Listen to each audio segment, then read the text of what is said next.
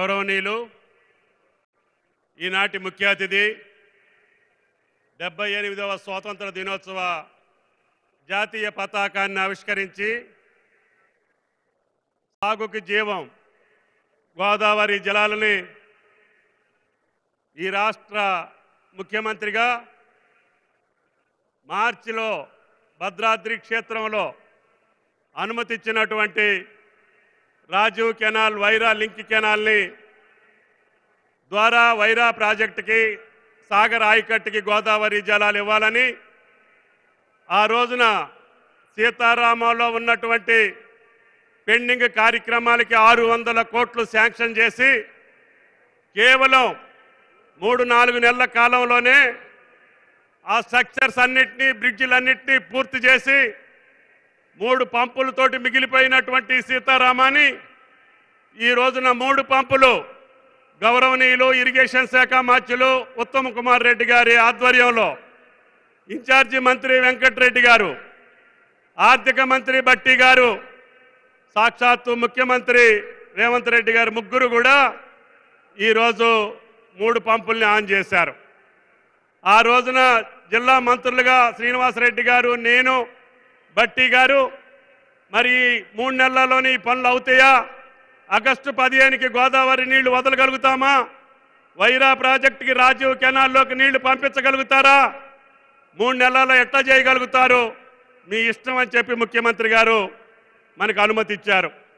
ఆ అనుమతిని అనుగుణంగా ఈనాడు వైరా నియోజకవర్గంలో రామదాస్ గారి ఆధ్వర్యంలో 8 కిలోమీటర్ల రాజీవ్ కెనాల్కి 1 పైసా ఇవ్వకుండా ముఖ్యమంత్రి మీద ఉన్నటువంటి నమ్మకం, ఈ రాష్ట్ర ప్రభుత్వం మీద ఉన్నటువంటి నమ్మకం, మనకి న్యాయం జరుగుద్ది, రహదారి అమ్ముతున్నటువంటి భూములు అత్యధిక ధరలున్నా మనం ఈ యొక్క సత్కార్యానికి, ఈ మహత్కార్యానికి, గోదావరి కృష్ణా జలాలు అనుసంధానం చేసేటటువంటి మహా ప్రక్రియకి మనమే త్యాగాలు చేయాలి అని చెప్పి ఈనాడు ఆ గ్రామస్తుల్లో ఉన్నటువంటి చిన్న సన్నకారు రైతులు, గిరిజన రైతులు కూడా మా మీద నమ్మకం ఉంచి భూములు ఇచ్చినటువంటి రైతన్నకి కూడా చేతులెత్తి నమస్కరిస్తున్నాం.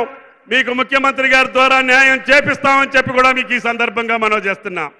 అందుకని దేవుడి దయ వల్ల ఈరోజు కృష్ణా జలాలు కూడా వచ్చినాయి.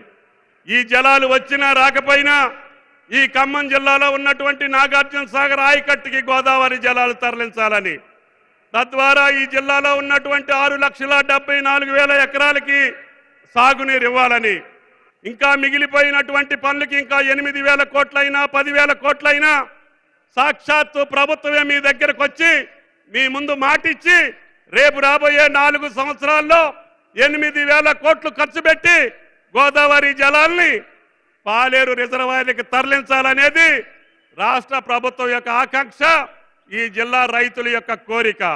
మీ కోరికను మన్నించి ఇందిరమ్మ రాజ్యాన్ని సృష్టించినటువంటి మీరు, రాష్ట్ర ప్రభుత్వాన్ని కాంగ్రెస్ పార్టీకి మీరు తీసుకొచ్చినటువంటి మీ త్యాగానికి ఖమ్మం జిల్లా ప్రజల యొక్క రుణం తీర్చుకునేటటువంటి బాధ్యత వేదిక మీద ఉన్నటువంటి మా మీద ఉన్నది అని చెప్పి ముఖ్యమంత్రి గారికి సమయం లేకపోయినా ఈరోజు మళ్ళీ ఇప్పుడు గవర్నర్ గారితో సమావేశం ఉన్న ఈ సత్కార్యం, ఈ మహత్కార్యం మీ చేతుల మీదుగా ఖమ్మం నడిబొడ్డునున్నటువంటి వైరాలో జరగాలని బట్టి గారు, అదేవిధంగా శ్రీనివాసరెడ్డి గారు, అదేవిధంగా స్థానిక శాసనసభ్యులందరం కూడా కోరాం. అయితే మీ కోరికని, ఖమ్మం జిల్లా ప్రజల కోరిక కోసం నేను తప్పకుండా ఇబ్బంది అయినా వస్తాను అని చెప్పి మాటిచ్చారు. ఆ మాట ప్రకారం జిల్లా యంత్రాంగం, రాష్ట్ర అధికారులు కూడా, ఇరిగేషన్ శాఖ అధికారులు, ఈ యొక్క రాష్ట్ర ప్రధాన కార్యదర్శి శాంతి కుమార్ గారిని కూడా ఈ కార్యక్రమాల కోసం ఇబ్బంది పెట్టాం. కేంద్రం ద్వారా చైనా, అదేవిధంగా జపాన్ వ్యక్తులు రావాలి అంటే వీసాల కోసం ఆమె గారు ప్రయత్నం చేయాల్సి వచ్చింది.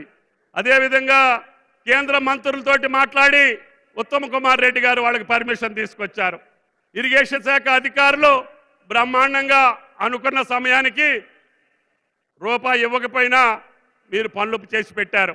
ఈ రైతుల మీద ఉన్నటువంటి ప్రేమ, ఈ ప్రభుత్వానికి ఉన్నటువంటి చిత్తశుద్ధి ఈ రోజున మీరు చూస్తున్నారు. కేవలం 4-5 నెలల కాలంలోనే 600 కోట్లు సీతారామాకి ఇచ్చారు. పెండింగ్ పనులన్నీ బ్రిడ్జిలు కానీ, అదేవిధంగా సూపర్ ప్యాసేజీలు కానీ అన్నిటినీ ఉత్తమ్ కుమార్ రెడ్డి గారు వచ్చి పరిశీలించి పూర్తి చేశారు.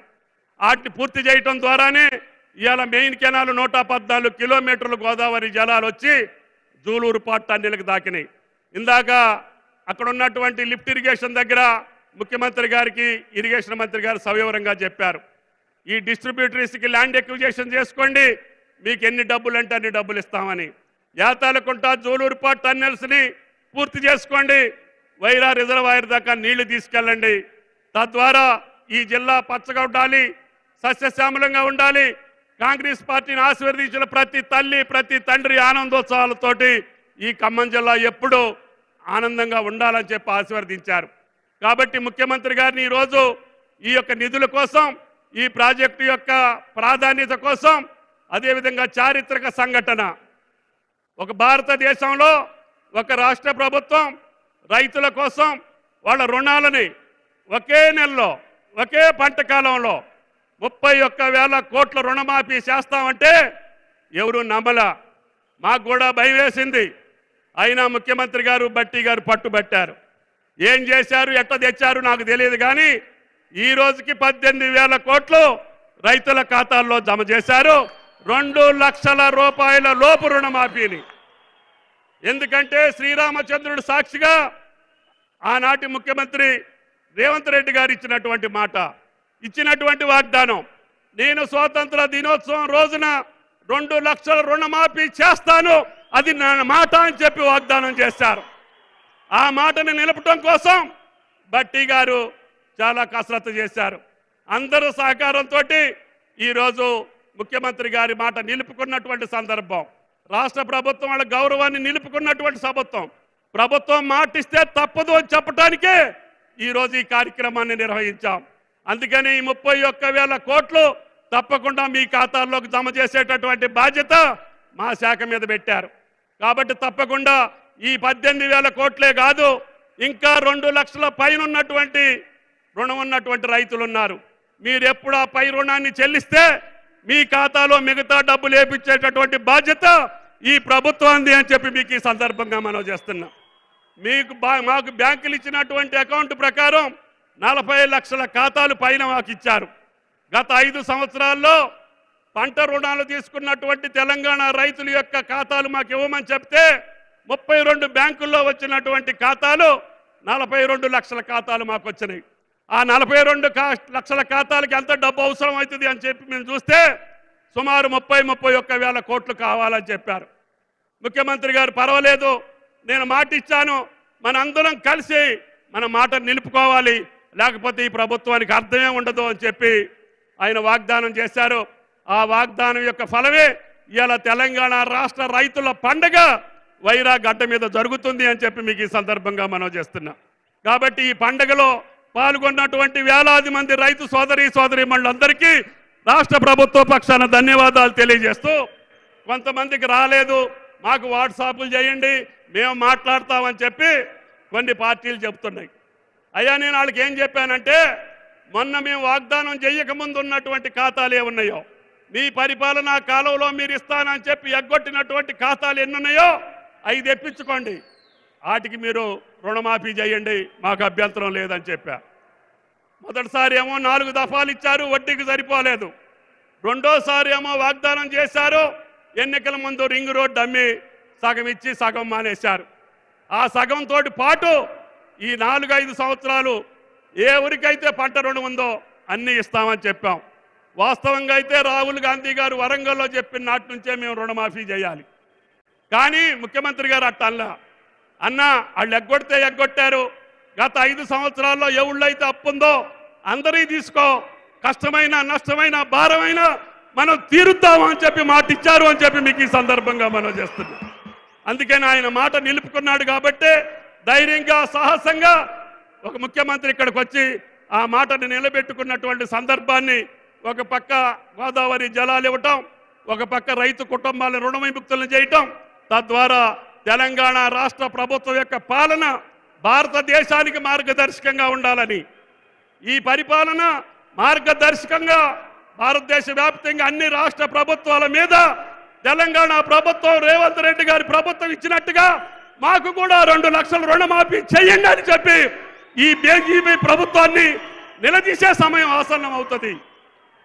భారతదేశం మొత్తానికి తెలంగాణ ప్రభుత్వం ఒక దిక్సూచిగా ఉండాలని, మన మోడల్నే భారతదేశం ఆచరించాలని, అది ఇరిగేషన్ అయినా, వ్యవసాయం అయినా, ఐటీ అయినా, ఇండస్ట్రీ అయినా తెలంగాణను చూసి నిన్న ముఖ్యమంత్రి గారు చెప్పారు, నాకు ఈ రాష్ట్రాలతోటి పోటీ కాదు, నాకు ఈ ప్రపంచంతో పోటీ. నా తెలంగాణ రైతులు కానీ, నా తెలంగాణ యువత కానీ, నా తెలంగాణ మహిళలు కానీ ప్రపంచానికి ధీటుగా నిలబడాలి తప్ప ఈ రాష్ట్రానికి ఆ రాష్ట్రానికి మేము పోటీ కాదు అని చెప్పారు. ఆ మాటని నిరూపించాలి, ఆ మాటని నిజం చేయాలి, ఆయన ఇంకా శక్తివంతుడు చేయాలి. ఆ శ్రీరామచంద్రుడి దయ వల్ల ఆయనకి ఇంకా శక్తినిచ్చి మన అందరి కార్యక్రమాలు, సీతారామ కావచ్చు, రుణమాఫీ కావచ్చు, ఈ జిల్లానే కాదు ఈ రాష్ట్రాన్ని సస్యశ్యామలం చేసి రైతుని ఆనందంగా నిలిపి ఆయన మామూలు చిరునవ్వు చూసి ఈ తెలంగాణ ప్రభుత్వాన్ని, ముఖ్యమంత్రిని ఆశీర్వదిస్తారని చెప్పి మీ దగ్గరకు తీసుకొచ్చాను. పెద్ద ఎత్తున ఆశీర్వదించడానికి వచ్చేసినటువంటి తల్లిదండ్రులకి, అన్నా చెల్లెళ్ళకి, అక్క తమ్ముళ్ళకి, సోదరులందరికీ కూడా హృదయపూర్వక నమస్కారం తెలియజేస్తా. మీ అందరికీ కూడా స్వాతంత్ర దినోత్సవ శుభాకాంక్షలు. Thank you. నమస్కారం.